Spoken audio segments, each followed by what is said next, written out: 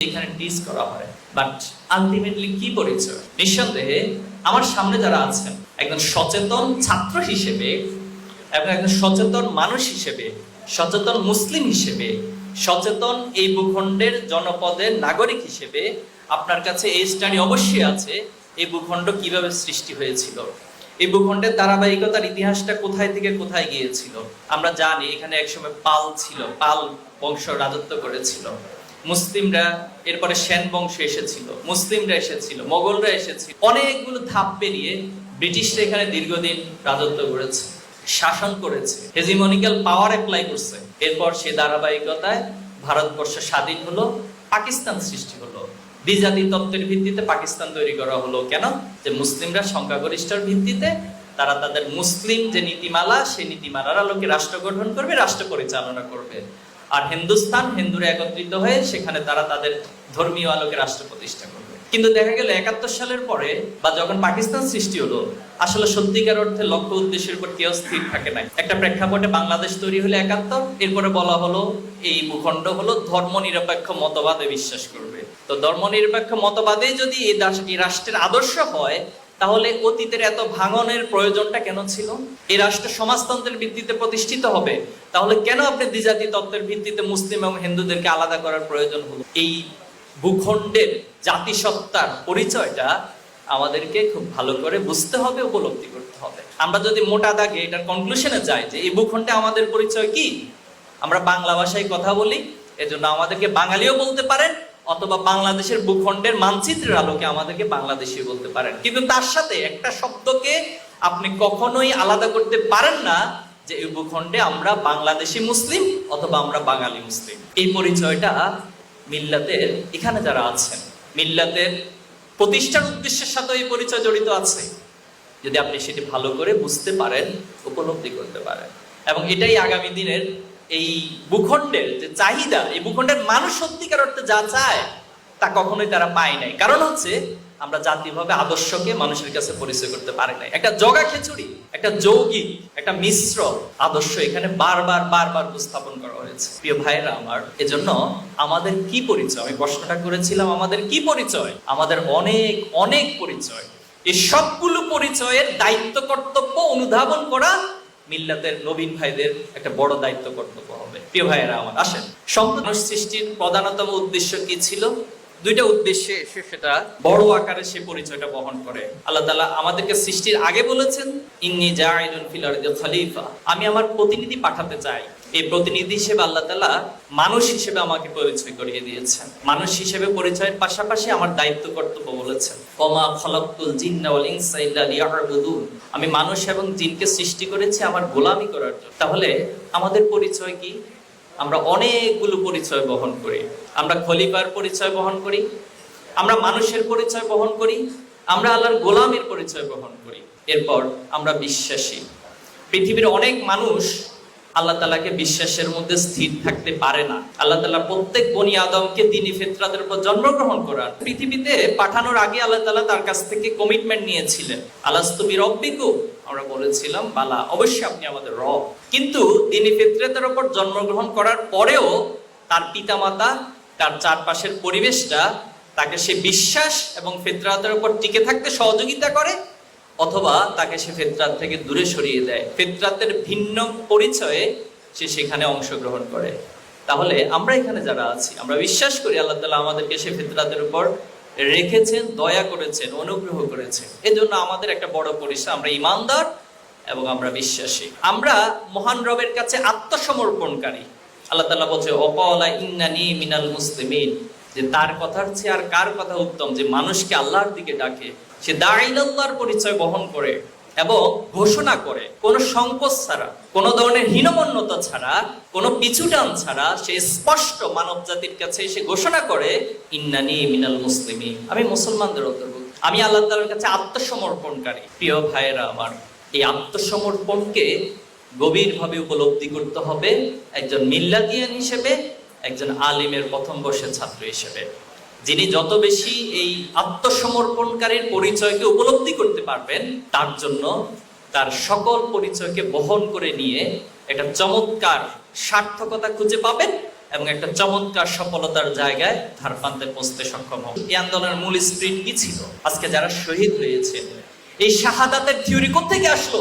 এই শাহাদাতের থিওরি সমাজতন্ত্র দেয় নাই, এই শাহাদাতের থিওরি পুঁজিবাদ দেয় নাই, এই শাহাদাতের থিওরি বাঙালি সংস্কৃতির নামে যে সংস্কৃতি বলে তারা কোনোদিন দেয় নাই। এই শাহাদাতের থিওরি দিয়েছেন আল্লাহ সুবহানাহু ওয়া তাআলা। এবং সেই শাহাদাতের থিওরি নিয়েই এই আন্দোলনে সবাই শহীদের তামান্না নিয়ে রাস্তায় নেমেছেন।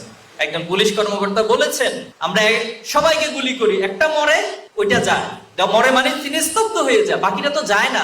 তাহলে কোন সে শক্তি তাকে সেই শক্তি সামর্থ্য যোগালো যে আন্দোলনকে সফলতার জন্য, অন্যায়ের বিরুদ্ধে লড়াই করার জন্য আমি শাহাদাতের তামান্না নিয়ে রাস্তায় নেমেছি? তাহলে এই আন্দোলন স্পিরিট এসেছে ইসলাম থেকে, এই আন্দোলনের স্পিরিট এসেছে বাংলাদেশে মুসলিম সত্তা থেকে। প্রিয় ভাইরা আমার, কি চায় এই আন্দোলন? যারা সম্পৃক্ত ছিল তাদেরকে প্রশ্ন করেন, আপনারা কি চান, কি চেয়েছেন আন্দোলনের পক্ষ কাছ থেকে? সবার উত্তর একটা হবে, আমরা এই বাংলাদেশে কোনো জুলুম দেখতে চাই না, আমরা এই বাংলাদেশে কোনো অন্যায় দেখতে চাই না, আমরা এই বাংলাদেশে কোনো দুর্নীতি দেখতে চাই না, কোনো নতুন ফেসিজম দেখতে চাই না, কোনো হেজিমনিক্যাল শক্তিকে এখানে দেখতে চাই না যারা অন্যের উপর খবরদারিকে নিজেদের বড়ত্ব এবং শ্রেষ্ঠত্ব মনে করবে। আমরা কোনো ক্যাম্পাসে আধিপত্যবাদ দেখতে চাই না, কোনো ক্যাম্পাসে দখলদারিত্ব দেখতে চাই না, সন্ত্রাসী দেখতে চাই না। আপনি প্রশ্ন করেন, আমার এই যে আমি যে বিষয়গুলো বললাম, প্রত্যেকটা শহীদের পরিবার, প্রত্যেকটা আহত ব্যক্তি, প্রত্যেকটা আন্দোলনকারী ব্যক্তি একই উত্তরটাই দিবে। তাহলে আসুন, এই চাওয়ার সাথে ইসলামের চাওয়ার পার্থক্যটা কোথায়? এই চাওয়ার সাথে লিউযহিরাহু আলা দ্বীনি কুল্লি, সেই চাওয়ার পার্থক্যটা কোথায়? এই চাওয়ার সাথে ওমর রাদিয়াল্লাহু তাআলার শাসন আমলের পার্থক্যটা কোথায়? এই চাওয়ার সাথে খোলাফায়ে রাশেদার সে সোনালী যুগের চাওয়ার পার্থক্যটা কোথায়? তাহলে অনুরোধ করব, নতুন কোন তত্ত্ব এই বাংলাদেশে প্রয়োজন। ইসলাম যে সুমহান আদর্শ বলেছে, যার সেই আদর্শ নিয়ে আন্দোলনের প্রত্যেকটা অংশীদার অংশগ্রহণ করেছে এবং এই আন্দোলনের সফলতাকে তারা সেখানেই দেখতে চায়। প্রিয় ভাইয়েরা আমার, প্রিয় ভাইয়েরা, এই তাকওয়ার লেভেলটা যদি কোনো কারণে আপনি বিচ্যুত হন, পিছলিয়ে পড়ে যান তাকওয়া থেকে, তাহলে মনে রাখবেন আপনার আগের সকল অর্জনগুলো দুনিয়ার মধ্যে সীমাবদ্ধ হয়ে যাবে। এখন আসেন, এই তাকওয়ার আল্লাহর ভয়টা আমরা কেন করব, কি জন্য করব? আল্লাহকে যদি ভয় আপনি না করেন, আপনি আপনার অস্তিত্বকে অস্বীকার করবেন। আল্লাহকে যদি ভয় না করেন, আপনি যদি আল্লাহর ভয়ের বাইরে স্বাধীনতা উপলব্ধি করতে চান, আপনি আসলে স্বাধীনতার সংজ্ঞাই বুঝেন না, স্বাধীনতার অস্তিত্বই আপনি ফিল করেন না। এজন্য প্রিয় ভাইরা, আল্লাহর ভয়কে লালন করা দুনিয়ার কোনো মানুষ দেখেন। আপনার শিক্ষক আপনাকে সারাদিন পাহারা দিয়ে রাখা সম্ভব না, আপনার পিতামাতা আপনাকে সারাদিন পাহারা দিয়ে রাখা সম্ভব না, আপনার দায়িত্বশীলটা আপনাকে সারাদিন পাহারা দিয়ে রাখা সম্ভব না। তাহলে একটি অনুভূতি, তাকওয়ার অনুভূতি আপনাকে পাহারা দিয়ে রাখতে পারে। সেই অনুভূতিটা কিভাবে নিবেন? সেই অনুভূতিটা কোরআন থেকে নিবেন। আল্লাহ তাআলা বলছেন, কিরামান কাতিবিনা ইয়ালামুনা মা তাফআলুন। এই আয়াতের উপর কি আমাদের বিশ্বাস আছে? যদি থেকে থাকে, মনে রাখবেন আপনার ছোট বড়, দৃশ্য অদৃশ্য, গোপন প্রকাশ্য সবকিছু কিরামান কাতিবিন লিপিবদ্ধ করতেছেন। এবং এই লিপিবদ্ধ কিতাবটাই কাল কিয়ামতের দিন আল্লাহ তাআলা আমাকে আপনাকে আমাদেরকে পড়তে দিবেন। বলবেন, পড়ো, ইকরা কিতাবাকা কাফা বিনাফসিকা আল-ইয়াওমা আলাইকা হাসিবা। আজকে তুমি তোমার হিসাব গ্রহণের জন্য যথেষ্ট। সেদিন সেই কিতাব থেকে ছোট বড় কোনো একটা কাজও বাদ পড়বে না। এরপরে আমরা মানুষ হিসেবে আমাদের মানবীয় কিছু বৈশিষ্ট্য হিসেবে আমরা নিজেকে ডিফেন্স করার চেষ্টা করব। সেদিন আল্লাহ তাআলা সূরা ইয়াসিনের একটি আয়াত দ্বারা সেই কথাকে খণ্ডন করছেন, জালিয়াউমা নাখতিমু আলা আফওয়াহ ওয়া তুকাল্লিমুনা আইদিহিম ওয়া তাশহাদু আরজুলুহুম বিমা কানু ইয়াকসিবুন। আজকে তোমার হাত কথা বলবে, তোমার মুখমণ্ডলে স্টপ। তুমি অনেক জীবনে নিজেকে ডিফেন্স করছো, নিজের পক্ষে কথা বলছো, আজকে তুমি আমার কিরামান কাতিবিনকে অস্বীকার করতেছো। এখন তোমার হাত পা কথা বলা শুরু করবে। তুমি গোপনে প্রকাশ্যে কখন কোন অবস্থায় কি কাজটা করেছো, কোন বিষয়টা তুমি আল্লাহকে ভয় করে করেছো, কোন সিদ্ধান্তটা তুমি আল্লাহকে ভয় করে করেছো অথবা শয়তানের প্ররোচনায় পড়ে করেছো, আজকে সবকিছু স্পষ্ট হয়ে যাবে। প্রিয় ভাইরা, আমরা যদি আমাদের দুনিয়ার এত এত অর্জনের পাশে আল্লাহর ভয়টাকে জুড়ে দিতে পারি, নিজের ঈমানকে আল্লাহর সাথে জুড়ে দিতে পারি, তাহলে মনে রাখবেন আমাদের এই অর্জন দুনিয়ার প্রান্ত পেরিয়ে রব্বানা আতিনা ফিদ দুনিয়া হাসানা ওয়া ফিল আখিরাতি হাসানা ওয়া কিনা আযাবান নার, এবং সেই আলটিমেট বিজয় পর্যন্ত পৌঁছে যাবে। ইসলামী ছাত্র শিবির আপনাদের জন্য কি করবে? ইসলামী ছাত্র শিবির এই অর্জনের পথে কি করতে পারে? ইসলামী ছাত্র শিবির আপনাকে একটি চমৎকার গাইডলাইন দিতে পারে, আপনার জন্য পাহারাদার হইতে পারে, যে আপনি আপনার এই দুনিয়া আখিরাতের অর্জনের জন্য যে পথে হাঁটবেন, যদি কোনো কারণে আপনাকে যুইয়িনা লিন-নাস হুব্বুশ শাহওয়াতি মিনান নিসা ওয়াল বানিন, দুনিয়ার এই শাহওয়াতগুলো, মোহগুলো যদি আপনাকে ডানে বামে টেনে নিতে চলে যেতে চায়, ইসলামী ছাত্র শিবির আপনাকে পিছন থেকে টেনে ধরবে, ডান দিক থেকে টেনে ধরবে। না ভাই, আপনার রাস্তা তো ডানে বামে না, আপনার রাস্তা তো সোজা, সিরাতুল মুস্তাকিম, আপনি সেই পথে হাসতে হবে। ইসলামী ছাত্র শিবির আপনাদেরকে দুনিয়ার অর্জন এবং আখিরাতের অর্জনে একজন সাথী হিসেবে, একটি চমৎকার পরিবেশ হিসেবে আপনার পাশে থাকতে চায়, কাজ করতে চায়। আল্লাহ তাআলা আমাদেরকে কবুল করুক।